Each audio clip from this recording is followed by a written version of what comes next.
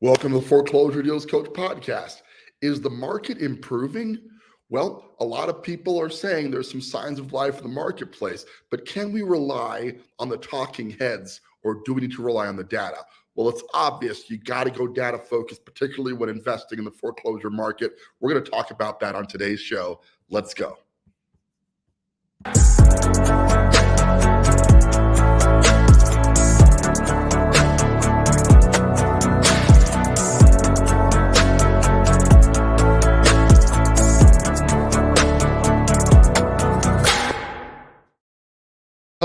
Hello, and welcome back to the Foreclosure Deals Coach podcast, the show where we help people just like you to find, figure, fund, fix, and flip a foreclosure deal. We are working almost exclusively in the Colorado market, but things are changing in the real estate market across the board, and a lot of people are wondering, is the market starting to show signs of improvement? Well, here's the thing. When you start out in real estate investing, most people get into the market because they heard good news about what was happening in the real estate market. They generally were, people don't come into the market because they hear it's bad.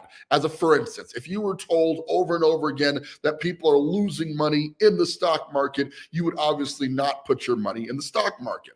Well, the same applies to the real estate market. The problem is who are you listening to? Who has a motivation to explain what direction the market is traveling and if it's an excellent time to invest? Obviously, as a real estate investment coach, I'm always going to be the guy saying, now is the time to invest. If you're talking to a real estate agent who makes their living selling property, they are definitely going to tell you now is the time to invest. And then you have the other side of this, the press. Oh my goodness, the press. And the press are our newspapers, you got your website bloggers, you've got CNN, you've got Fox, wherever you happen to get your news. What are they selling? Well, they're selling eyeballs. They want to get your attention. And the best way to get your attention is doom and gloom. Let's face it, the more negative data that's out there, the more people tend to pay attention. You can look at the entire presidential campaign and realize that it's a doom and gloom campaign where neither candidate's spending a ton of time talking about what they're going to do to make things better, but rather what the other guy or gal is not doing appropriately and why you shouldn't vote for them, right? So negativity sells big. Well, that's been the general consensus of the market for the last couple of years. The market is down. The market is stagnating. Rates are up. Buyers are down, inventory is up. It's a terrible time to be investing in the real estate market. Are they wrong? Well, listen, if you look at the statistics of my clients who are actually doing deals right now, they would agree with you. We have been in projects for much longer than we wanted to be. It has taken a little longer to get them fixed up as we rebuild the construction system that was devastated in the 22 collapse with the interest rates. So we had to rebuild that. We're just getting back to momentum, and it is definitely taking longer to sell properties than it has in the past. But what I want you to take away from this conversation today, and as always, we are broadcasting live, so I'd love to hear your comments. Please hop in, ask questions if you have any. Let's talk about your opinion of the market as it sits today. But let me tell you this much. We are definitely seeing that days on market starting to come down. When rates started to decrease about 3 months ago, the Federal Reserve kind of realized, I think, that they had pushed too hard on the increase in interest rates and that the housing market had been slowed down to a crawl. Almost immediately, we saw a increase in the number of showings on property. Not necessarily buyers, mind you, but showings. People are going out because now they qualify again to see real estate. From there, you have your agent population, our wonderful sales force that drives the entire retail market. And I give agents a lot of guff because I used to be an agent for 20 years and because I understand the mindset. But the reality is without the retail agent, the whole market's going to suffer. Well, by now, you've heard of the shakeup in the retail market where agents are no longer allowed to define their flat rate commission, which used to be 3%. Right? And it was never official. There was always an ability to negotiate, but the consumer wasn't really aware of that, were they? So as a result, a lot of people didn't know they could negotiate. Now, commissions can't even be posted in the MLS. You can't define what the commission rate is going to be. I'd love to hear your thoughts on that, especially if you're an agent. How are you feeling about how the commission structure has shaped things up? But while we're having that discussion, let's reel this back in and discuss, what does it look like now for the real estate investor? Is it a good time to buy? Well, if you go off of the general consensus of the market, you're going to think no. Your first instinct is going to be you should not be investing in real estate. And the problem with that is you're dealing with longer time on market, you're dealing with higher construction costs, and et cetera. What you have to do is take a step back and let the data do the heavy lifting. So to get my data, I'm looking at the MLS. As most agents are, right? I've got access to it, so I can look at the data and see what's happening. And that's really where I extrapolate a lot of it. But for those who don't have MLS access, or who actually want a faster way of doing data analysis, the best way to get data analysis are some of the many tools that are on the market right now, where you can actually look at what has sold in the neighborhood and see what is happening with investment properties out there. You don't have to leave this to how you feel. Okay, you can actually start looking now at what is sold in a given area, how long it took to sell, and get a real feel for what stuff is going for in the current marketplace. By not leaving this to gut feel or the pundits on TV, you can actually get a much more accurate assessment of what's happening in the market, and that accurate data is critical to make investing decisions.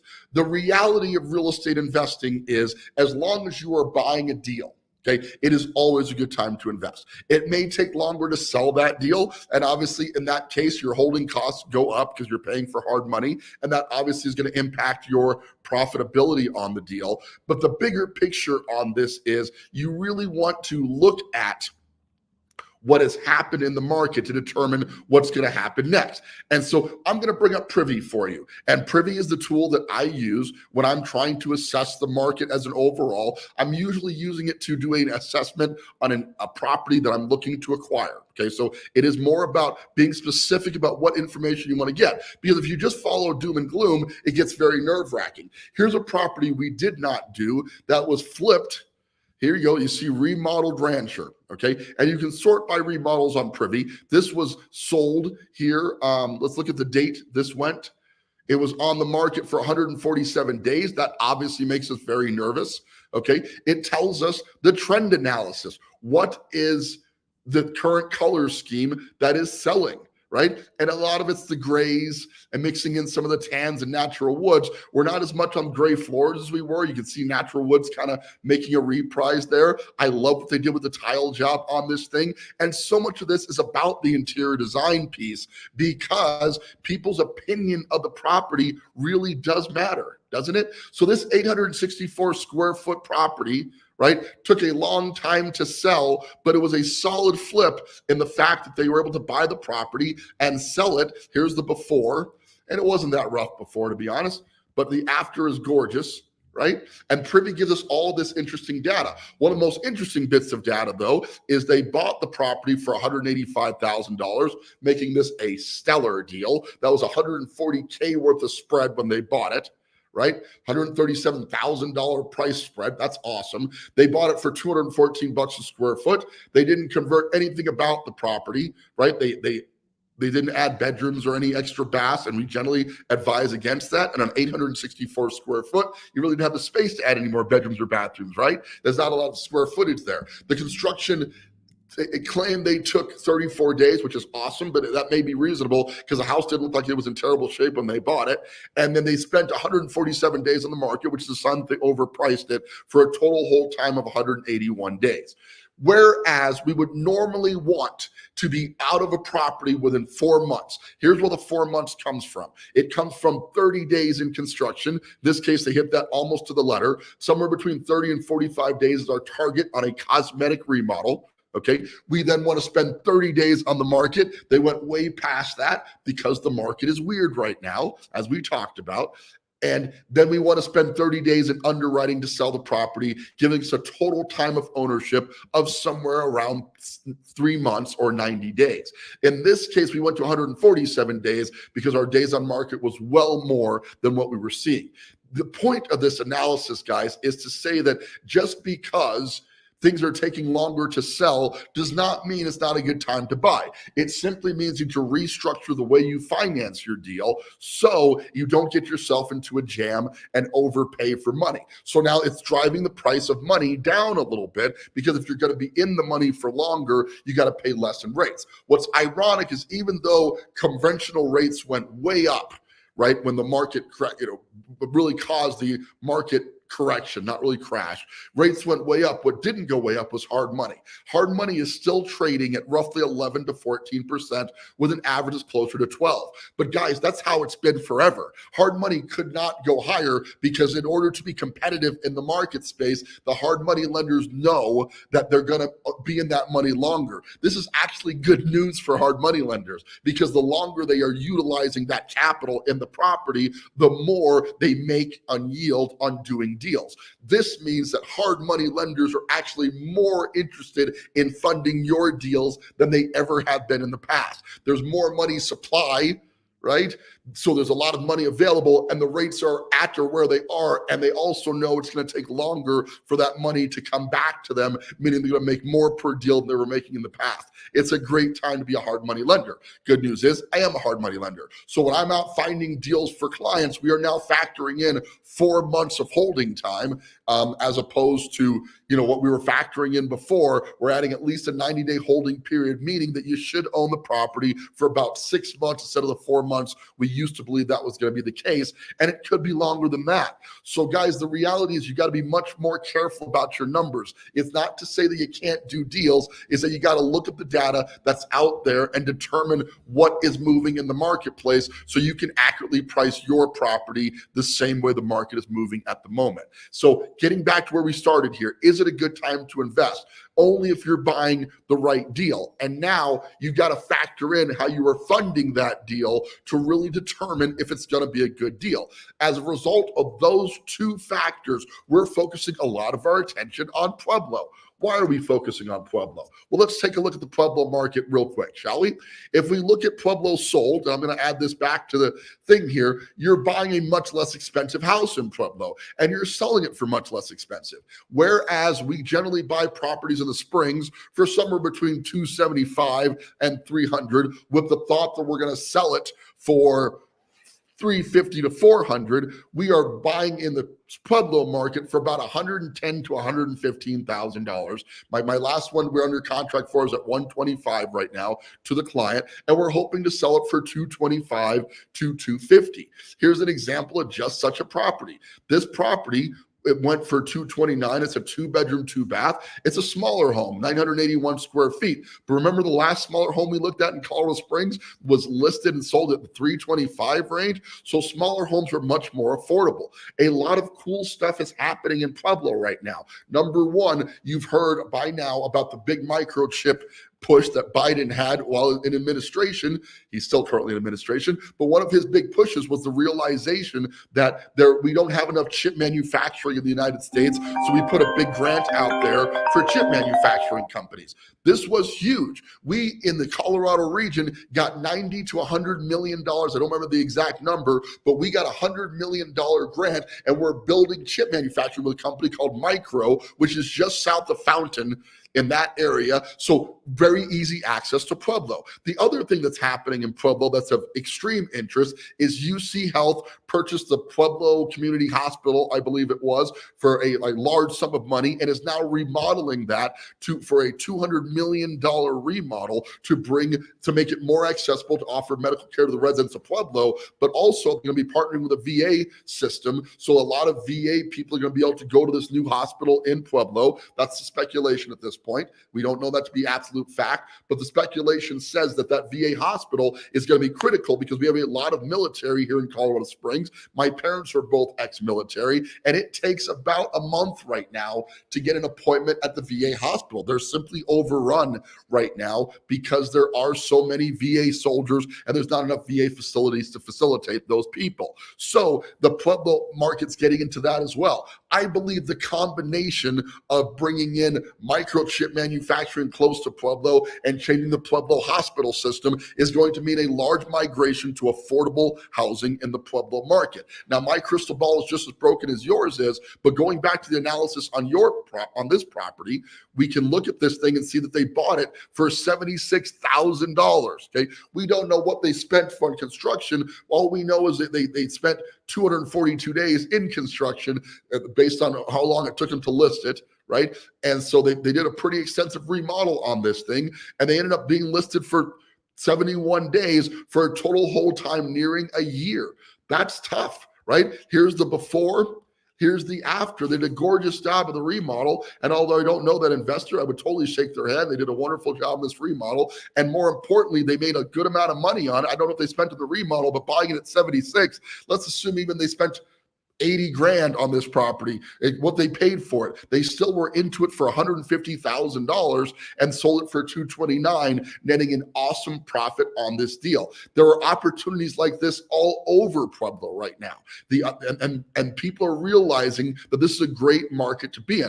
I don't want to let out any trade secrets here, but I want to share with you guys where my clients are buying right now, but it's an unfamiliar market for my team. We're getting a lot more adapted to it. It's definitely going to be an unfamiliar market for a new investor who's never done a deal before. So do you want to venture into a new market without guidance and assistance? And I would tell you, you probably do not. Right? So my clients get the benefit of a system that's got the ability to find deals in the market, analyze them in real time for what they're going to sell for, not based on what you're hearing overall, the market's trending up, the market's trending down, but actual data that we're pulling right now on properties that have sold in the marketplace and utilizing that data to make good investment decisions to decide if investing in that market is the right fit for their portfolio. We are literally evaluating 7 to 10 deals in Pueblo right now, and we are constantly looking at the next best deal. And now we're seeing some signs of life on doing deals in the late 2s in the Colorado Springs market that should go for the late 3s. And that market is slower than Pueblo by a long shot. But everybody believes that with a decrease in interest rates, plus the ideal administration change, it really doesn't matter who gets elected. If the Democrats get in, there's a lot of talk about a $25,000 tax credit to home buyers. I don't know how they're going to fund it or if it's even a possibility, but it will definitely stimulate the market. If the other guy gets in, right, we don't want to talk big politics here, but if the Republican Party gets in with their current candidate, then we know that this president is known for working well with the banks and is going to spend some time with the banking system to reduce rates and promote small business, because that's just kind of his thing. And that's why the economy was largely doing as well as it was in the past. So everybody's kind of, I at least as a small business owner am hoping that's the case. But the point is either way this goes, a change in the administration should be positive for the real estate market.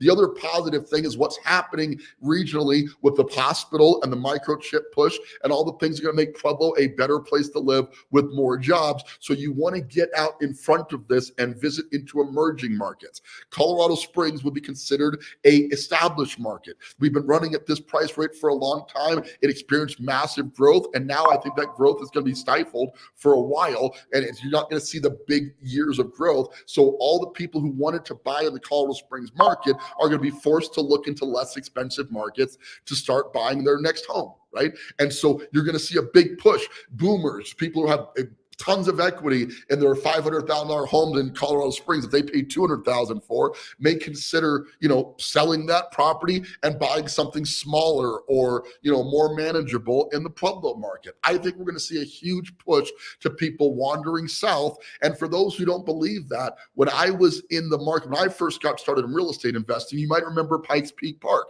Everybody was like, well, nobody wants to live in Pikes Peak Park. It's crime ridden and etc. Well, I was buying houses for $80,000 back then, spending $20,000 fixing them up and selling them for $150,000, $160,000 with no problems at all because it was affordable. Nobody wanted to live in a quote unquote bad neighborhood. But today, Pikes Peak Park's average price point's in the $400,000 range. right? So it's these emerging markets where the real money is made. And my vision for the foreclosure profit system is not just to make my clients a lot of money in real estate investing, but to change the neighborhoods that we go in, to affect the dynamic by taking these old dilapidated houses that often have squatters or drug addicts hanging out around them, these bad neighborhoods, quote unquote, and gentrifying them, turning them around, making a huge profit for the people who, live in those neighborhoods, creating wealth for the neighborhood in general, and for the people who are renovating those homes and make a profit doing it. It really is a win-win situation, what we do with real estate investing.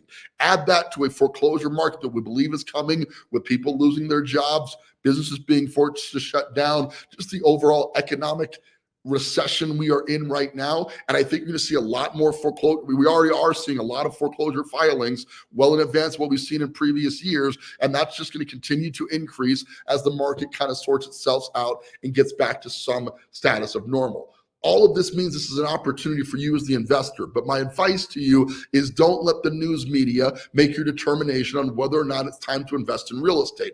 Instead, go out and invest in a data tool. You can get Privy yourself. I'm an affiliate of the Privy system. So if you decide you want to join up on Privy, I'd love to have you. You can go to fdcprivy.com. I'm going to put that up here. Find deals in your market right now on fdcprivy.com and do your analysis on those deals so you're feeling better about not getting stuck in analysis paralysis or listening to news media to make investment decisions, okay? You've got to make decisions on actual data. And as your coach, I'm going to help you to make those decisions easily and more fluidly so you're making the right decision. Now, does this mean we win on every deal? Guys, anybody who tells you that real estate investing is simple or guaranteed is lying to you, okay?